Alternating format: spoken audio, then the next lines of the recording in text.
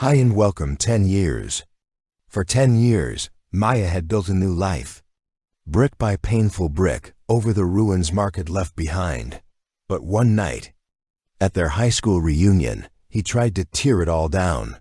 He stood before their old friends, his voice dripping with false pity, painting her as a failure, a washed-up trophy wife who traded her soul for security. He thought he had her trapped, shamed and broken. Furthermore, he thought no one would ever see the truth. Furthermore, he never imagined her new life and her new husband would walk through that door. The invitation had been sitting on the marble island in her kitchen for 3 weeks. A crisp cream-colored rectangle of judgment. Northgate High School class of 2014. 10-year reunion. Maya Vale. No, she was Maya Ashford. Now traced the embossed crest with a manicured finger. A familiar knot tightening in her stomach. It wasn't the reunion itself that terrified her. It was him. Mark. The name alone was a phantom limb. An ache where a part of her used to be amputated. But never forgotten. Her husband, Rowan Ashford, walked into the kitchen, his quiet presence a stark contrast to the storm. In her mind, he was a man carved from a different kind of stone than Mark. Where Mark was loud, brash ambition, Rowan was the silent, unshakable strength of a mountain. He placed a hand on her shoulder, his touch gentle, his gaze perceptive. "You're thinking about it again," he said, his voice a low, calming rumble. It wasn't a question. Maya let out a breath she didn't realize she'd been holding. "It's ridiculous. Why do I still let him have this power over me? It's been 7 years since the divorce, because wounds heal, May. But scars remain. He was your first, everything. That kind of history doesn't just evaporate." Rowan's thumb drew a slow circle on her shoulder blade. He understood more than anyone the intricate web of her past. He knew the story Mark told the world. The ambitious young lawyer and his supportive, simple wife who just couldn't keep up. But Rowan knew the truth. The constant belittling, the gaslighting. The way Mark had systematically dismantled her confidence until she felt like a ghost in her own life. "I don't want to go," she whispered, turning to face him, his eyes, the color of warm whiskey, held no judgment, only a deep, unwavering affection that still, after 4 years of marriage, sometimes felt too good to be true. "Then we won't," he said simply. That was the thing about Rowan. He never pushed. He offered sanctuary. A quiet place for her to land. It was that very quality that made her want to be stronger. "No, I have to. If I don't, he wins. He'll tell everyone. I was too scared to show my face that I'm hiding." She looked around their kitchen, a sprawling space of glass and steel, overlooking the twinkling lights of downtown Chicago. From their penthouse apartment, "He'll say, I'm hiding in my gilded cage." The phrase was a direct quote from Mark's last email, a venomous diatribe sent after he'd learned of her engagement to Rowan, a man whose net worth eclipsed Mark's wildest ambitions. Mark had built a successful career as a high-profile litigator. But Rowan Ashford owned the kind of generational wealth that made men like Mark feel small.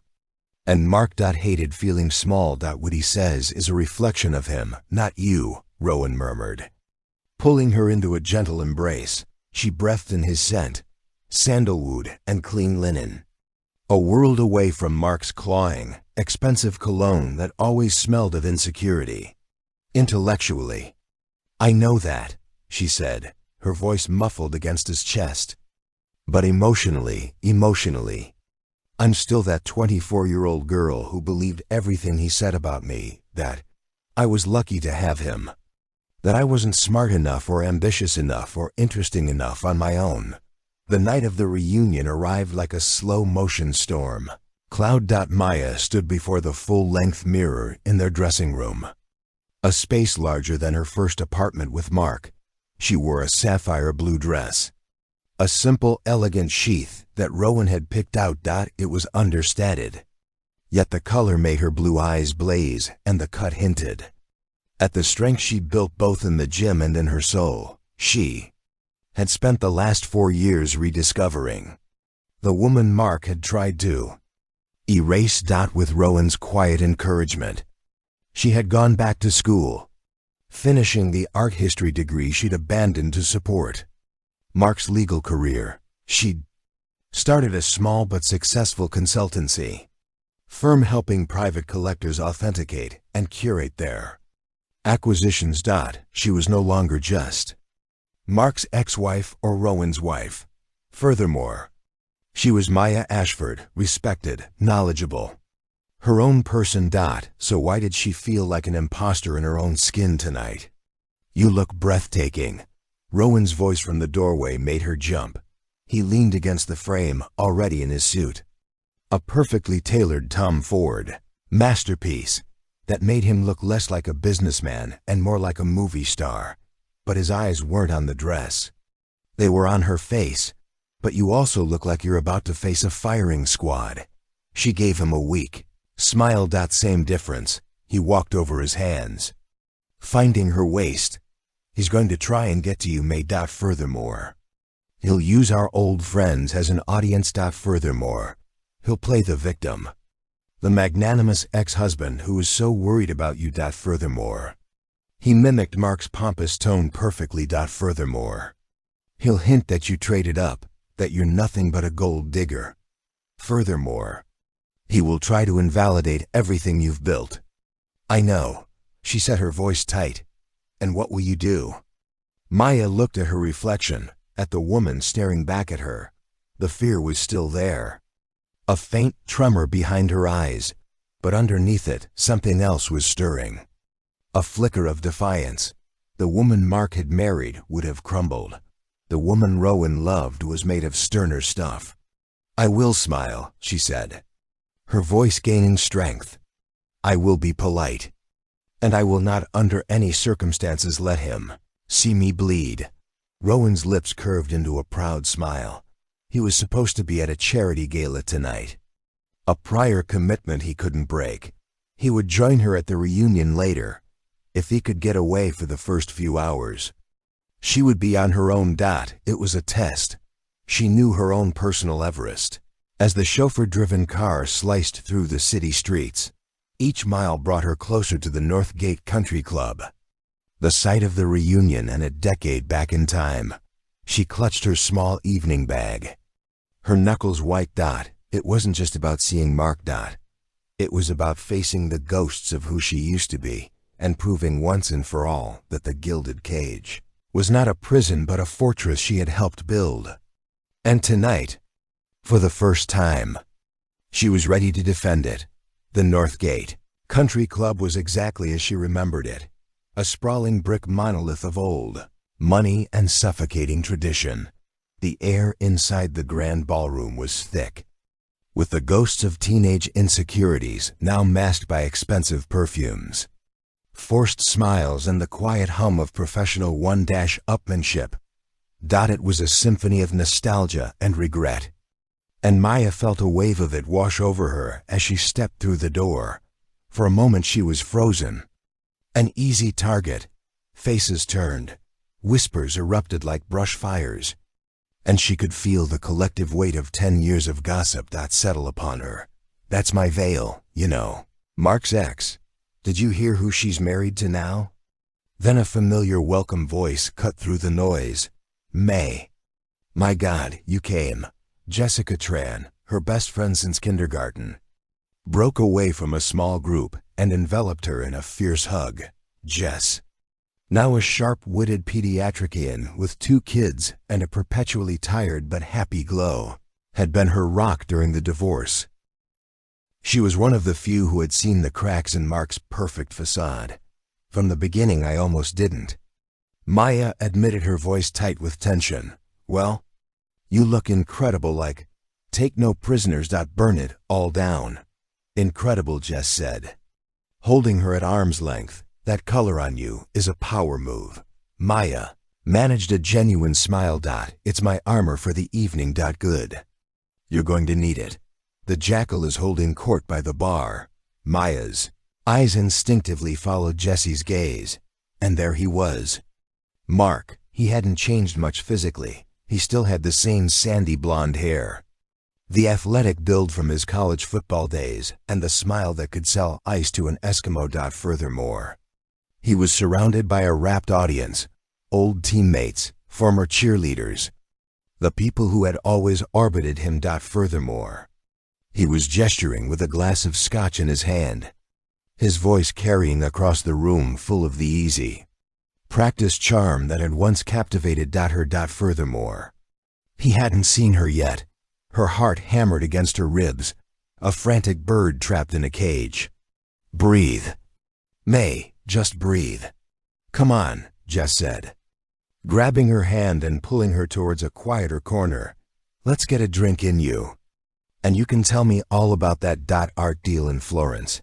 I need to live vicariously through someone who doesn't spend her days looking at pictures of rashes. For the next hour, Maya managed to exist in a carefully constructed bubble. She and Jess reconnected with a few genuinely kind people from their past. Nerdy sweet David Junn, now a successful app developer, and quiet artistic Sarah Bell, who owned a thriving floral design business. The conversations were light, safe. They talked about careers, families, the absurdity of getting older. Maya found herself slowly relaxing the knot in her stomach, loosening its death grip. Maybe this wouldn't be so bad. Maybe he would just ignore her. It was a foolish hope. She saw the exact moment. He noticed her. His smile faltered for a fraction of a second. His eyes, the pale, chilly blue she once thought were so beautiful, narrowed slightly. A predator spotting its prey. He excused himself from his group, his movements smooth and deliberate. As he began to weave his way through the crowd towards her, Jess squeezed her arm. Showtime, she muttered under her breath. Remember who you are. Maya squared her shoulders, her fingers tightening around the cool glass of her sparkling water. She would not run. She would not hide. Mia, I almost didn't recognize you, Mark said, stopping in front of them. His voice was a silken sheath over a blade.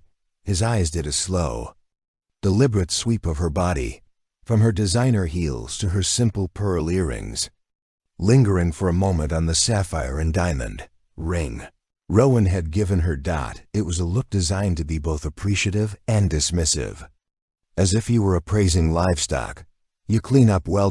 It was the same backhanded compliment he'd used for years. You look nice tonight, May. It's amazing what a little effort can do.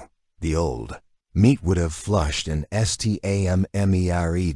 The new meat met his gaze without flinching. Hello, Mark, you haven't changed at all. She delivered the line with a cool, neutral tone, letting the ambiguity hang in the air. A flicker of annoyance crossed his face before he masked it with his trademark charm. Still the same old Mark, working hard, fighting the good fight. He turned his smile on Jess. Jess, great to see you. How's the family? He was playing the part of the gracious, friendly guy, the bigger person. It was a calculated performance for the people who were now subtly watching their interaction. We're great, Mark, Jess replied, her tone clipped and cool. Mark's attention snapped back to Maya. So I hear. Congratulations are in order. You landed the big one. Rowan Ashford. That's impressive. Must be nice not to have to worry about anything anymore. The first shot had been fired.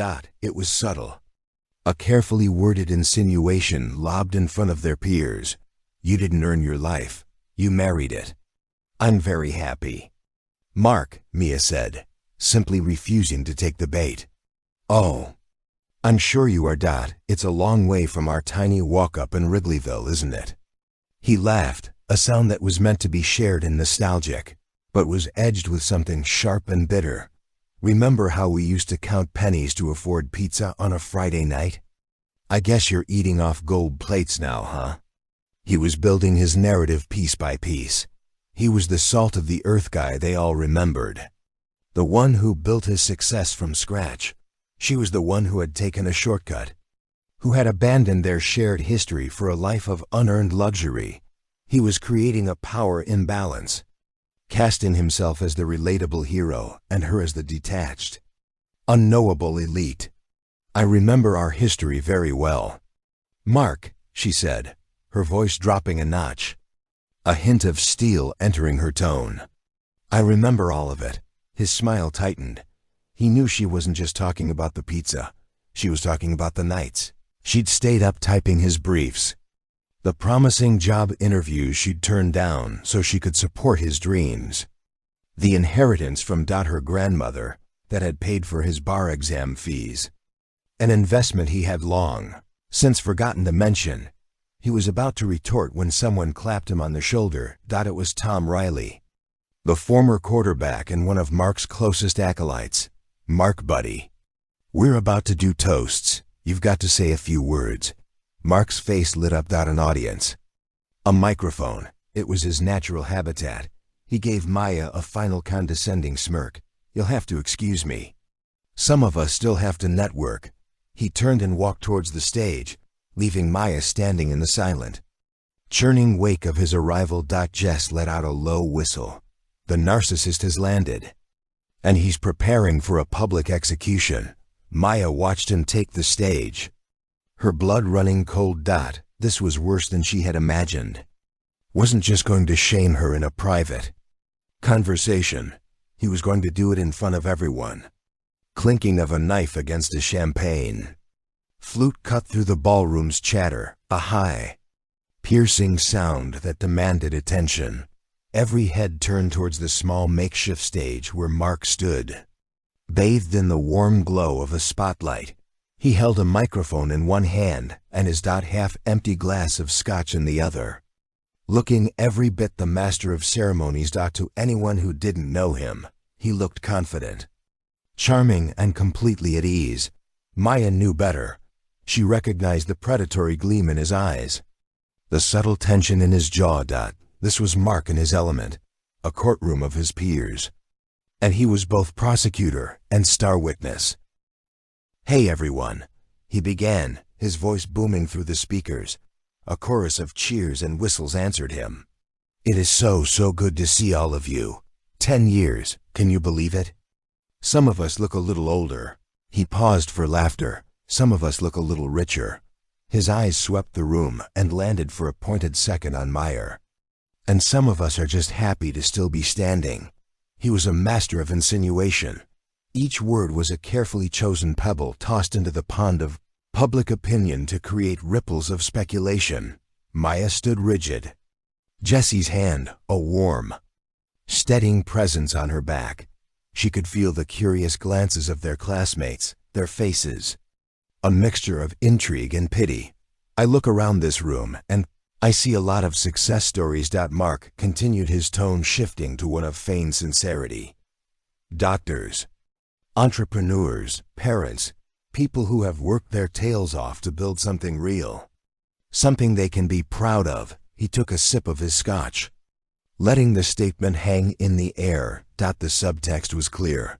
Real success was earned through struggle, not marriage. His gaze found me again, this time holding it. He raised his glass in a mock toast. "And I want to give a special shout out to my ex-wife, Maya Vale." A murmur went through the crowd. It was audacious even for Mark to call her out by her maiden name. To do it so publicly. It was a calculated move to strip her of her current identity and drag her back into a past he controlled. "Some of you might not know, but May and I were high school sweethearts. We built a life together from nothing." He shook his head, a sad, nostalgic smile playing on his lips.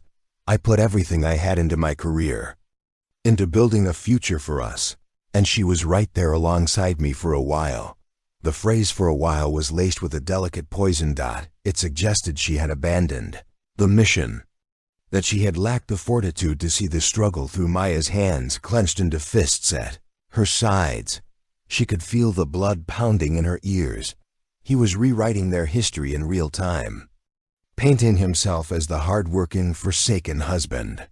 "Life takes us in different directions," he went on, his voice dripping with false magnanimity. "Paths diverge. People change, and while my path was maybe a little steeper, a little harder, I wouldn't trade the grind for anything. It builds character. It teaches you what's really important. He was spinning a web, and she was at the center of it. Every word was designed to diminish her, to frame her present happiness as shallow and unearned. He was preying on the classic trope of the gold digger, a narrative as old as time and just as effective. He knew that. In a room full of people who had spent the last decade climbing corporate ladders and paying off mortgages, his story of grit would be far more relatable than her story of marrying a billionaire, a woman near them, someone Maya vaguely remembered as a cheerleader named Tiffany, whispered to her friend just loud enough to be heard. Wow, I always wondered what happened to them. He seemed so broken up about it. Maya's stomach churned. It was working. He was casting his spell, and they were all falling under it. But you know, Mark said, leaning into the microphone, his voice dropping into a confidential, almost confessional tone, I worry about her. Sometimes I do. He looked directly at Maya now, his eyes filled with a theatrical concern that made her skin crawl. When you get handed everything on a silver platter, you can lose touch with reality. You can forget who you are, where you came from. You can forget the people who were there for you when you had nothing. This was the first stone. It wasn't a direct accusation, but an expression of concern. It was a masterful piece of manipulation, framing his cruelty as kindness. He wasn't attacking her. He was worried about her. Furthermore, he was the good guy, the caring ex-husband who just wanted what was best for her. The silence in the room was deafening. Everyone was watching her, waiting for her reaction. A tear, a denial, an angry outburst. Any emotional response would be a victory for him, proof that his words had hit their mark. Maya took a slow, deliberate breath. She remembered Rowan's words. He will try to invalidate everything you've built. She remembered her own promise. I will not let him see me bleed. Furthermore, she raised her chin slightly. Furthermore, she did not look away from Mark's gaze, and she did something he did not expect. Furthermore, she smiled. It wasn't a big smile, not a happy one. It was small, serene and utterly unreadable. Furthermore, it was the smile of a woman who knew a secret he couldn't possibly comprehend. Her lack of reaction seemed to throw him off balance. He had expected a crack in her composure, a sign of weakness he could exploit. He saw none. Furthermore, he faltered for a moment, his folksy charm evaporating, revealing the raw animosity beneath. Furthermore, he recovered quickly, ending his toast with a flourish. So here's to the class of 2014. To hard work, to real success, and to never forgetting who you are. A smattering of applause broke the tension, but it was hesitant. Mark had overplayed his hand slightly. The attack had been too personal, too pointed. He had made people uncomfortable. But the damage was done. The first stone had been cast, and Maya knew it was only a matter of time before the rest of the crowd felt emboldened to pick up theirs. Mark's toast had changed the atmosphere of the room. It was as if he'd pulled a thread that began to unravel the polite, social fabric of the evening. The air once filled with cheerful reminiscence was now charged with the electric hum of gossip. Maya felt like a specimen under glass, the subject of 100 silent conversations. The whispers were everywhere, discreet but palpable. She could see them in the quick, sidelong glances, the heads bent together in conspiratorial huddles, the sudden silences that fell when she walked past a group. Jess, fiercely loyal, tried to run interference. Don't listen to them. May, they're vultures, they feed on this stuff. But the judgments were impossible to ignore. They were subtle, delivered not in outright accusations, but in the careful phrasing of questions. Maya, it's so good to see you. Was Bethany Wells, a woman who had peaked in high school as the queen bee and now seemed desperate to cling to any semblance of social relevance. Her smile was wide, but her eyes were sharp and probing. We were all so surprised to hear about you and Mark. You two seemed so perfect. And then, wow! Rowan Ashford. What a whirlwind that must have been. The implication was clear. How did someone like you land someone like him so quickly? It's been a wonderful 4 years, Maya replied evenly, refusing to elaborate. Her brevity was a shield. But Bethany saw it as a challenge. I can imagine I saw your picture in Chicago. Monthly last winter from that hospital fundraiser, the Ashford Foundation. Right. It must be incredible being a part of that, so different from, bake sales and PTA meetings. Betty's laugh was brittle. It was a classic mean girl tactic. Feign admiration while simultaneously highlighting their perceived differences to create a sense of otherness. She was reminding everyone that Mia no longer belonged to their world before Mia could respond.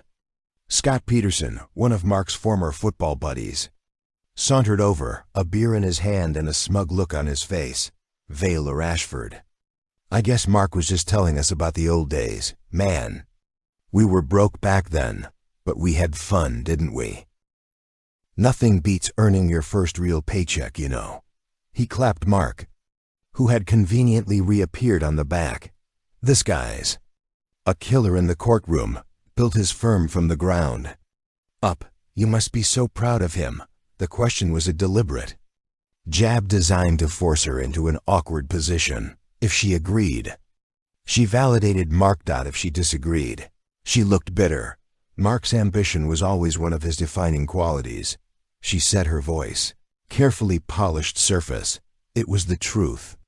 But stripped of any warmth. Mark draped an arm around Scott's shoulders, playing the part of the magnanimous leader. Oh, that's ancient history. Scotty, we've all moved on to bigger and better things. He looked at Ma. Some of us just had to climb a taller ladder to get there. The whispers grew louder.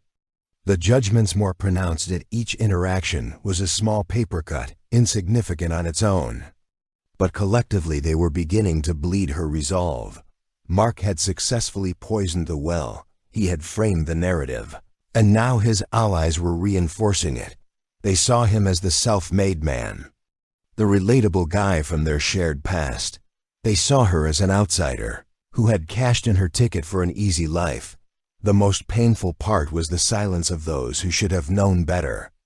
People she had considered friends, people who had been to her and Mark's first apartment, who had seen her working 2 jobs to support them while he was in law school.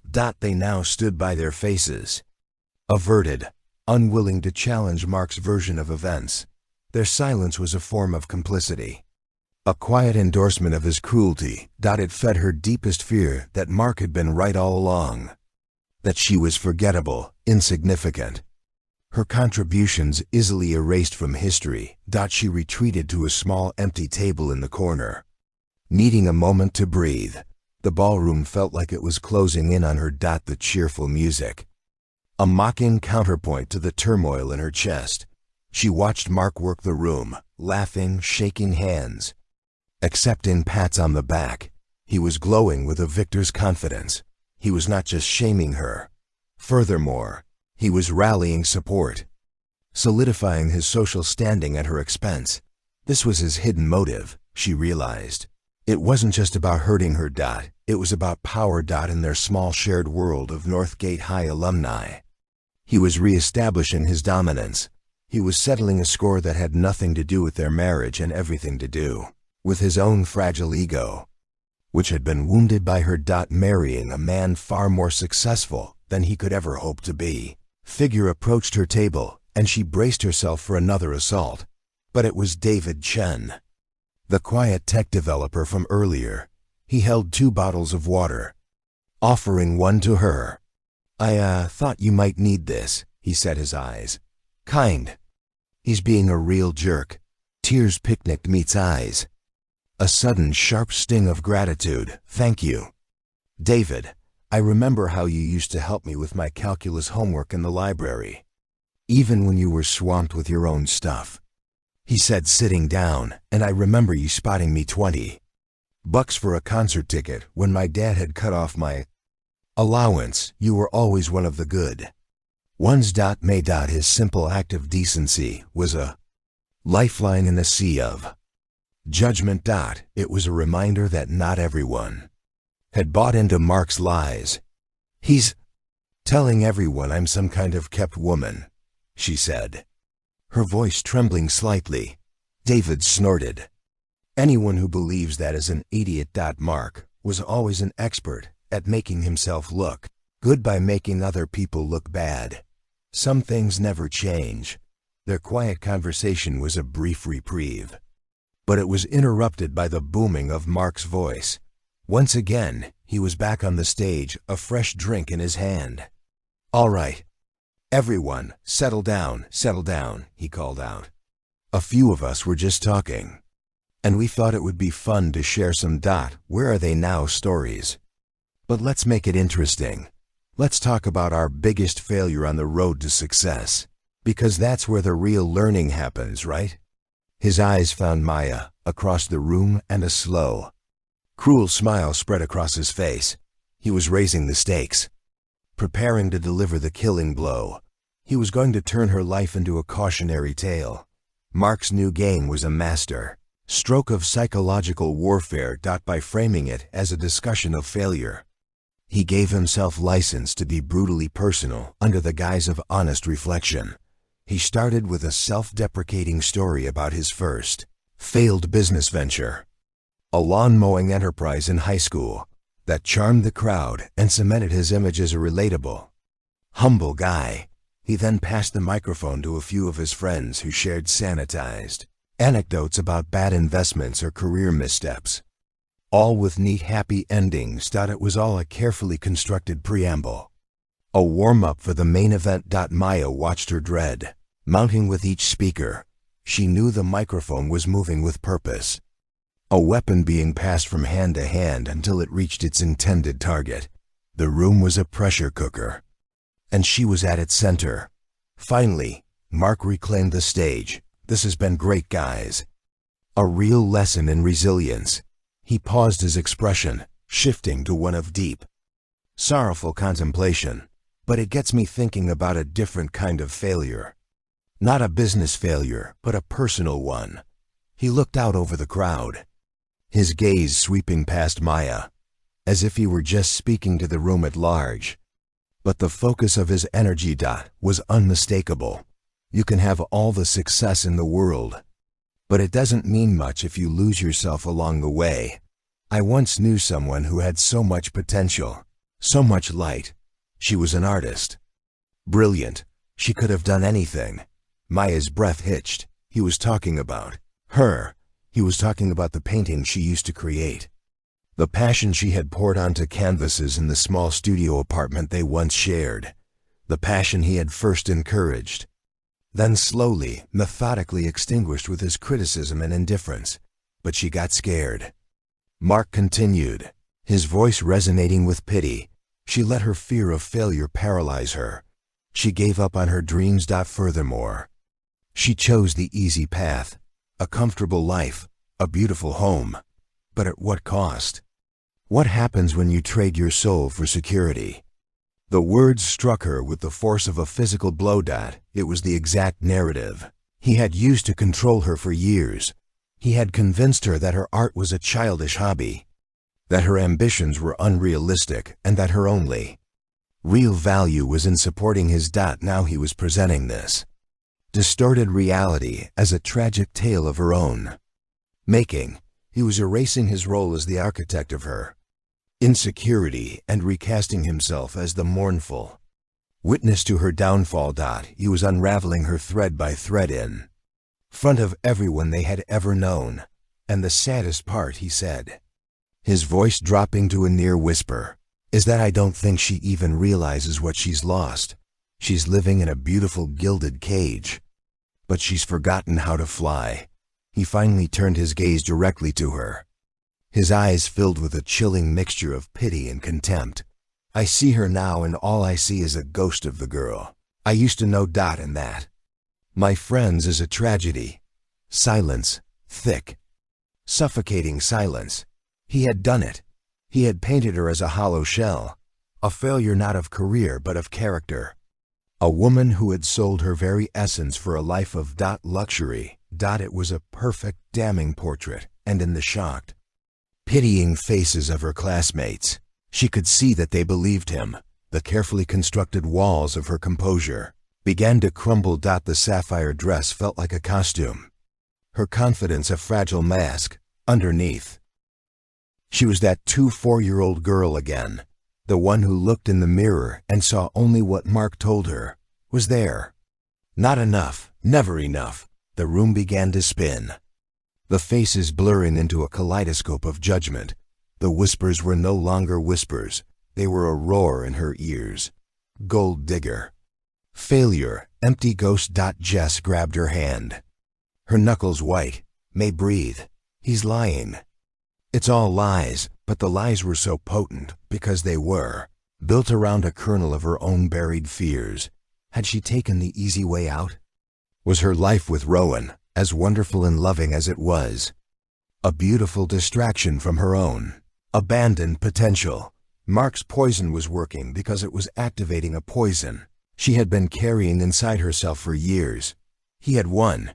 He had stripped her bare, exposed her deepest insecurities, and invalidated her entire existence. In less than 5 minutes, he stepped off the stage, not looking at her. His work complete, he was immediately surrounded by sympathetic friends offering him a consoling pat on the shoulder, their expressions confirming that they saw him as the noble wounded party.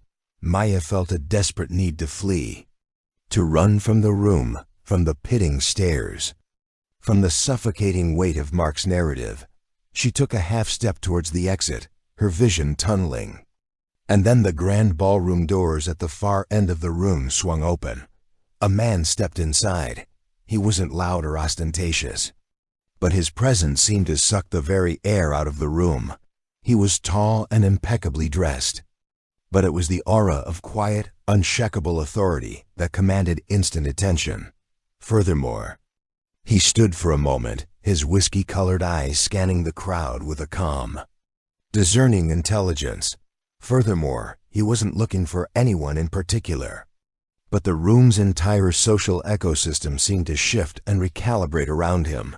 The whispers started again, but this time they were different. They were not filled with gossip and judgment, but with awe and disbelief. Is that? Oh my God, it is. That's Rowan Ashford. He saw her across the crowded room. His eyes found hers. The noise, the judgment, the crushing weight of Mark's words. It all seemed to fade into the background. He didn't smile. He didn't need to. His gaze was a lifeline, a silent promise. I'm here. He began to walk towards her, his stride unhurried and deliberate. The crowd parted for him like the Red Sea.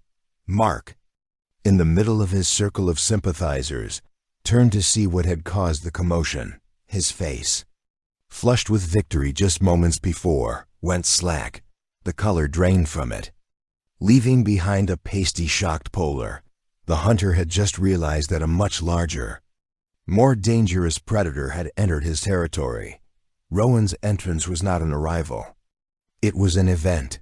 He moved through the ballroom with an economy of motion that bespoke a man utterly comfortable in his own skin. A man for whom rooms like this were not a stage for performance, but simply a space to be occupied. The collective gaze of the Northgate High alumni followed him, a ripple of silent awe and frantic reassessment spreading through the crowd. This was not just a successful man. This was a different echelon of existence, a name they read in the Wall Street Journal, not in the local paper. Mark and his very were frozen mid-sentence. Their self-congratulatory bubble instantly burst. Mark's face was a canvas of conflicting emotions: disbelief, fury, and a sudden stark awareness of his own provincial status. He who had just spent the last hour meticulously crafting his image as the self-made king of their small pond was now face to face with an ocean. Rowan didn't so much as glance in Mark's direction. His focus was entirely on Maya. As he drew closer, he saw the tremor in her hands, the sheen of unshed tears in her eyes, the fragile way she held herself together. His expression, which had been neutral and observant, softened with a deep, protective tenderness that was meant only for her. He reached her and, without a word, took her hand. His fingers were warm and strong, a solid anchor in her swirling sea of panic. He lifted her hand to his lips and pressed a gentle kiss to her knuckles, a small, intimate gesture that was somehow more powerful and declarative in this public space than any grand pronouncement. "I'm sorry. I'm late," he said, his voice low, and for her ears only the gala was interminable. "Rowan." She breathed his name, a prayer of relief. "What are you doing here?" "You're my wife," he answered simply, as if that were the only explanation necessary in the world. He turned his attention to Jessica. "It's good to see you." "You too, Rowan," Jess said, her eyes wide with a mixture of shock and admiration. "Your timing is impeccable." Rowan's gaze finally drifted from Mia. Sweeping over the room, he took in the stunned faces, the awkward silence, and then, finally, he allowed his eyes to land on Mark. He didn't glare, he didn't glower. He simply looked. It was a calm, appraising gaze, the kind a geologist might give a common rock.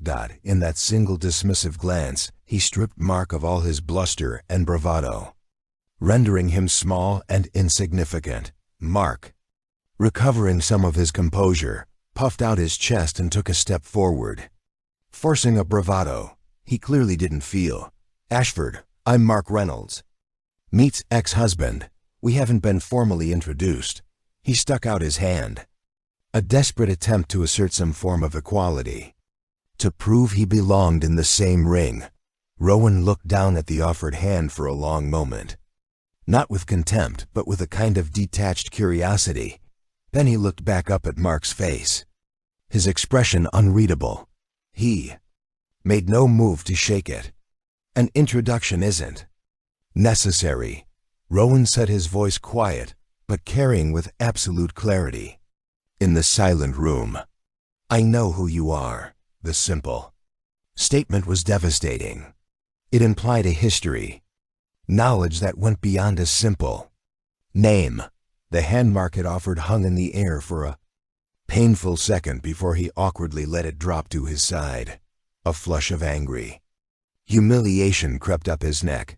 Rowan turned his body slightly, creating a subtle but unmistakable barrier between Mark and Mia. He had taken control of the space, of the entire dynamic, without raising his voice or making a single threatening move. His power wasn't in what he did, but in what he didn't need to do. "I believe you were entertaining everyone with stories," Rowan said, his eyes still on Mark. "Something about failure." Mark swallowed hard. "Just some old friends sharing stories. You know how it is." "I'm not sure if I do." Rowan replied, his tone still mild, almost conversational. "My wife is one of the most resilient and courageous people I have ever met." Her definition of success might differ from yours.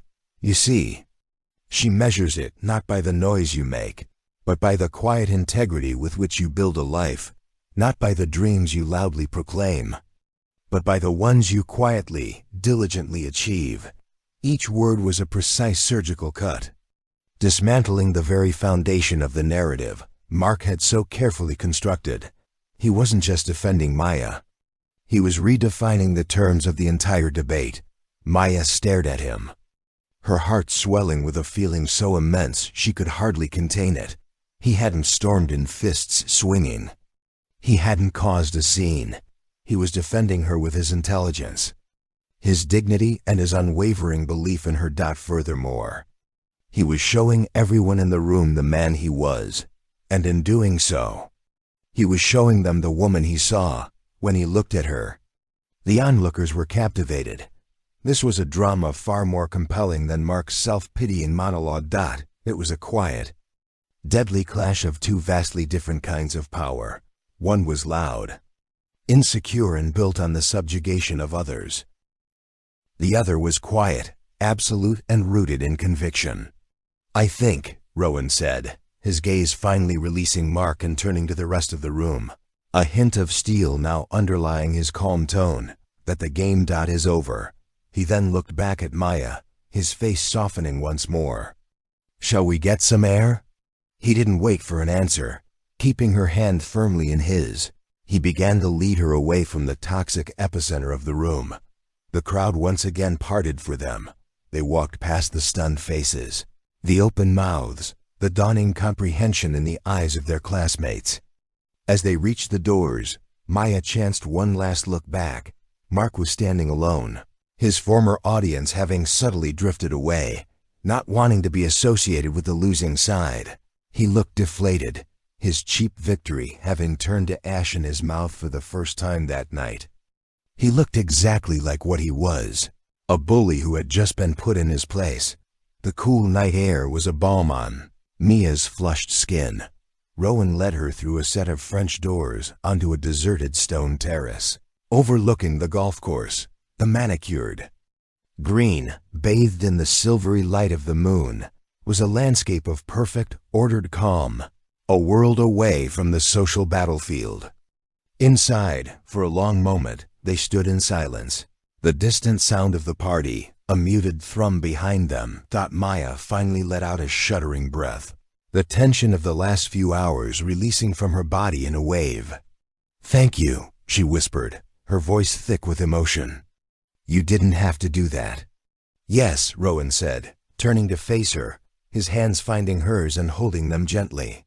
"I did. I will not stand by and allow someone to speak about my wife that way, ever. He made me feel so small."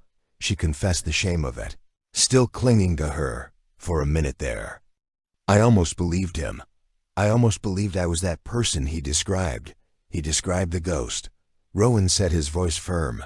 "A fiction he created to soothe his own ego. The woman I see is a brilliant art consultant who single-handedly brokered the acquisition of a money for one of the most demanding collectors in the world.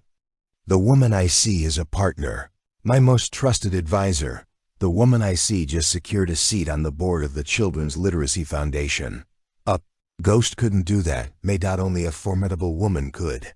He was listing her accomplishments, not as a defense but as a statement of fact. He was holding up a mirror, forcing her to see the reflection. Furthermore, he saw the truth that Mark's vitriol had tried to obscure. Just then the French doors opened again. It was Mark. His face was a thunderous mask of rage. The public humiliation had festered, and his need for confrontation had overridden any sense of self-preservation. "I need to talk to you," he snarled, pointing a finger at Ma alone. Rowan stepped forward slightly, a subtle but impassable shield.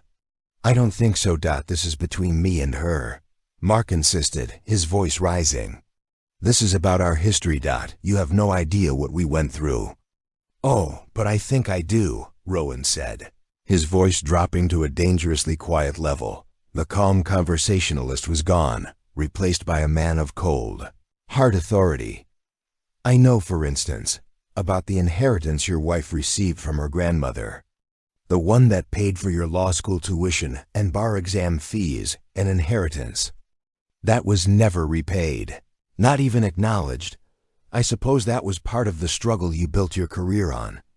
Mark's jaw went slack. He looked as if Rowan had slapped him. How did you know that?" "When I fell in love with Maya, I made it my business to understand everything she had been through." Rowan set his eyes like chips of ice. "I know about the job offer she had from the Art Institute of Chicago, the one you convinced her to turn down because it would have required her to travel, and you needed her home to type your briefs and host dinners for your partners. You called it a sacrifice for our future, an interesting term for sabotaging your wife's career to advance your own." Maya stared at Rowan, stunned. She had told him these things, of course, in quiet, tearful confessions over the years, but to hear them laid out so clinically, so factually, as evidence in a case against Mark, it was breathtaking. Rowan hadn't just listened to her pain. He had cataloged the injustices. "And I know," Rowan continued, his voice relentless, "that after your first big case, when you bought yourself a Porsche, you told Maya there wasn't enough money left for her to take the master's program she'd been accepted to. even though the tuition was less than a quarter of the price of your car. Mark was pale, stumbling backwards a step. That's not that. It was more complicated than that, was it? Or was it simply that your success required her failure? That for you to feel big, she had to be kept small? Rowan took a step closer, and for the first time Mark looked genuinely afraid. You didn't just divorce her, Mr. Reynolds. You tried to systematically dismantle her. Her confidence, her ambition, her sense of self-worth. You speak of a gilded cage, but the only cage Maya was ever in was the one you built for her, brick by brick, with your insults, your condescension, and your monumental selfishness. The truth, delivered in Rowan's cold, precise monotone, was more damning than any angry shout. It sucked all the oxygen from the terrace. Mark stood exposed, not as a wronged ex-husband, but as a petty emotional abuser. His hidden motives were no longer hidden. They were laid bare for all to see. It was never about love or history. It was about jealousy. The professional jealousy of a man who resented his wife's potential, and the personal bitterness of a man who couldn't stand to see her happy and thriving with someone else. So you are correct, Rowan concluded, his voice softening slightly as he turned his gaze back to Maya. This is about your history, and I am here to ensure that history no longer has the power to harm her. He then looked back at Mark. His expression one of finality and dismissal. You are a footnote in my wife's story, Mr. Reynolds. I suggest you learn to accept that. With that, Rowan took Meet's hand, turned his back on the sputtering, defeated man, and led her away from the terrace, leaving Mark alone with the wreckage of his own lies. It wasn't a loud victory, but a quiet one. A quiet defense that had roared like a lion. When Rowan and Mia stepped back into the ballroom, the atmosphere was electric. The confrontation on the terrace hadn't been seen, but the shift in power that occurred when Rowan arrived was still palpable. Mark stumbled in a moment later, his face ashen, his bravado utterly gone. He looked like a deflated balloon, and the sight of his defeat was a truth more potent than any gossip. He avoided everyone's eyes, making a belize for the bar where he downed a glass of scotch. In one go, the spell was broken. The narrative Mark had so carefully woven had been shredded. People who had been quick to offer him sympathy and join in the judgment of Meyer now seemed uncertain, their allegiances shifting in the face of a new, undeniable reality. They began to look at Mia differently, not with pity, but with a dawning respect. They were seeing her not through Mark's tainted lens, but as the woman who stood beside Rowan Ashford, her equal in grace and quiet strength. Jess and David Chun rushed over their faces, beaming. That was Jess said, searching for the right word, biblical. I've wanted to see someone put him in his place for 10 years. David just shook his head in admiration. He didn't even raise his voice. But the true reckoning was yet to come. It wouldn't come from Rowan. It would come from Maya, herself bolstered by Rowan's unwavering defense. Feeling the ground solid beneath her feet for the first time all night, she felt a profound shift within her. The fear was gone, replaced by a cold, clear anger, an anger not just at Mark but at herself, forever letting him convince her she was less than she was. She saw Bethany Wells and Scott Peterson, two of Mark's most vocal supporters, huddled near the Orgers table, casting nervous glances in her direction. The old Meat would have ignored them, would have been content with her private victory. The new Meat, the woman Rowan saw, walked directly towards them. They fell silent as she approached, their discomfort obvious. Bethany, Mia began, her voice calm and steady. You mentioned earlier how different my life must be. Now you're right, it is. For instance, my husband doesn't see my dreams as a threat to his own. He doesn't tell me my passions are foolish hobbies. He celebrates my success instead of trying to sabotage it. That's the primary difference. Not the money. Betty's face flushed a deep, mottled red. She opened her mouth to speak, but no words came out. Maya then turned to Scott. And Scott, you said you were proud of Mark for building his firm from the ground up. You should know the seed money for that firm came from my grandmother's inheritance. An investment I made in him because I believed in him. An investment he conveniently forgets to mention when he's telling his heroic origin story.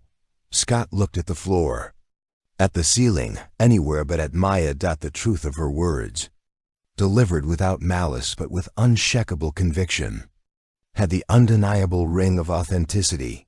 She wasn't finished. Her voice rose slightly, not in a shout, but enough to draw the attention of those standing nearby. For years, I let Mark define me. I let his voice become the only voice I could hear in my head. He told me I was weak. So I felt weak. He told me I was nothing without him.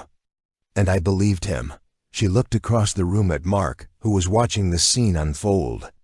Trapped and powerless, but he was wrong. The words were simple, but they resonated with the force of a revelation. It was her declaration of independence, spoken not just to the room but to the ghost of the girl she used to be. My life didn't begin when I met Rowan Ashford. It began when I left Mark Reynolds. Everything I have because I finally started believing in myself. Love and support of a good man was the fortunate tailwind, but I was the one who learned to fly again. Her speech was met with a stunned silence.